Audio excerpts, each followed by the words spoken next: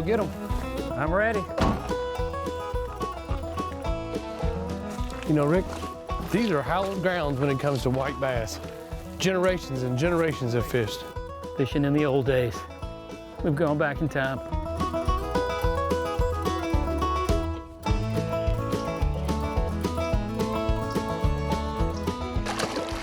Uh-oh. There we go. That's what we're here for. That's a big female, looks like.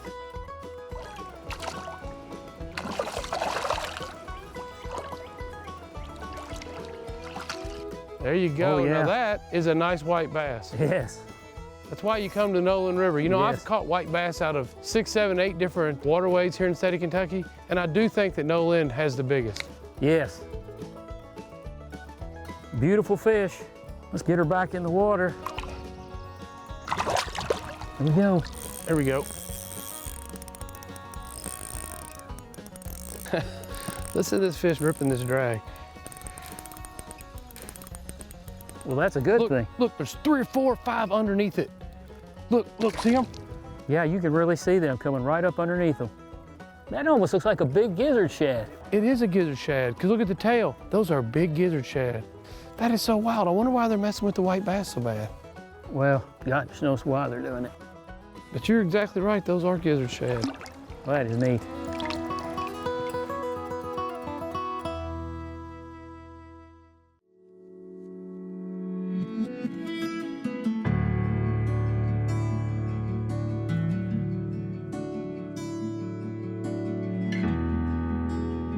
You know, Rick, one of the best things about this white bass run is that there is a lot of walk-in access on this Nolin River. There is.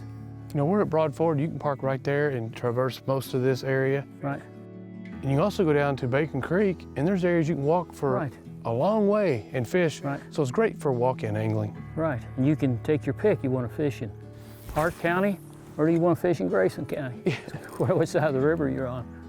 Speaking of walking the river, as I told you before, Chad, you know, I used to walk this river a lot because I lived about a mile down the river in Hart County, on the Hart County side.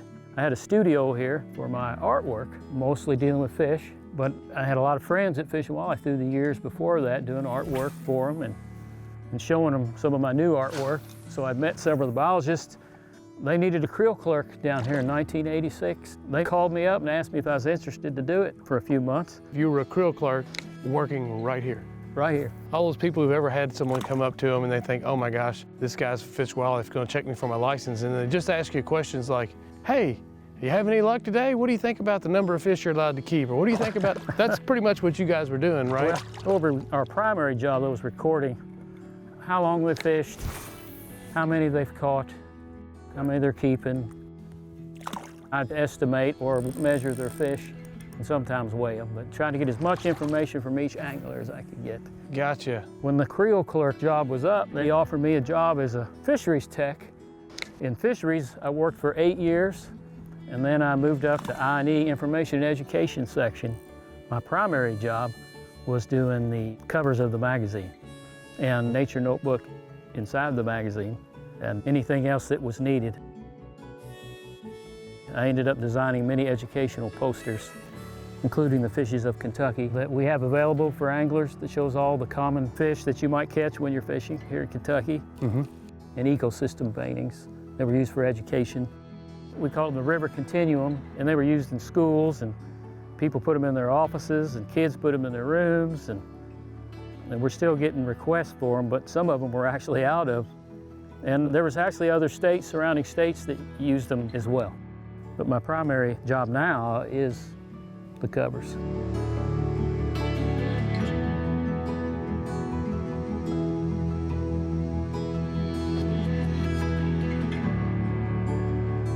And I've been on the magazine staff and been their artist illustrator since 1994. The magazine's been around longer than the TV show.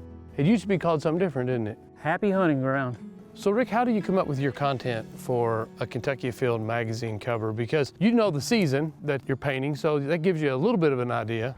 I try to match it close to the feature article in the magazine, and I collaborate with the writers and our editor, but he gives me a lot of artistic license to help form how that's going to go. Gotcha. So I'm pretty happy about that. Well, that is really cool. It's amazing the career that you have had. I'll tell you what, Rick, just about 300 yards down the bank here, there's an area that gets kind of shallow. Let's go see what's down there. What do you think? It's worth a try. All right.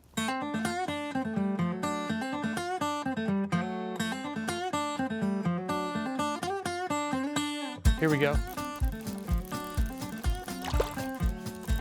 Got a small one here.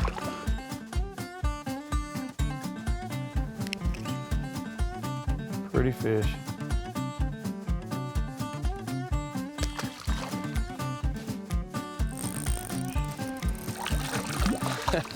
Check this joker out. There you go, Chad. Maybe this is the spot.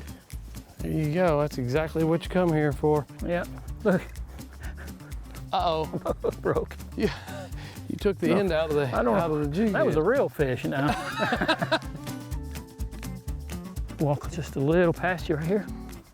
I'm getting ready to catch one. It's a decent fish here. Not quite like the last one. Still pretty good fish. Here we go. You know, you might wonder, how in the world does this river system sustain this many of these fish? You know, and the answer to that is, these fish spend most of the year out in the lake, but they have to spawn in moving water. So now, you think about how the size of that lake, and a vast majority of them are running up this river to spawn. That's why there's so many of them in here. When you say thousands, we're talking literally millions of these jokers up in here. So the competition for food is pretty fierce. Look at that little girl over there has got one. Wow, look at that. Doesn't get any better than that. That feels like a good one too. That's your best one of the day right there for sure. It's close. Oh, look at this. All right. 2 at a time. That's the way to do it, isn't it? That is the way to do it. My goodness, that's a good fish. Let's see what I got here now. Wow. That is a really, really good fish, Rick. She looks like she could have some eggs. Look at that. I got a good one, and yours makes mine look pitiful. No, but that's a good one. Look how fat that one you got is. I believe we could call that a double. I'll tell you what, don't get any better than that right there, does it? No, they're beautiful, aren't they? Absolutely beautiful fish. Let's get them back. Back in the river. You know, right in the middle of this run, you look up and down the banks, there ain't a soul here anymore. You know why? Because they've all caught their limits and gone home. Too bad we didn't bring a stringer. Yeah.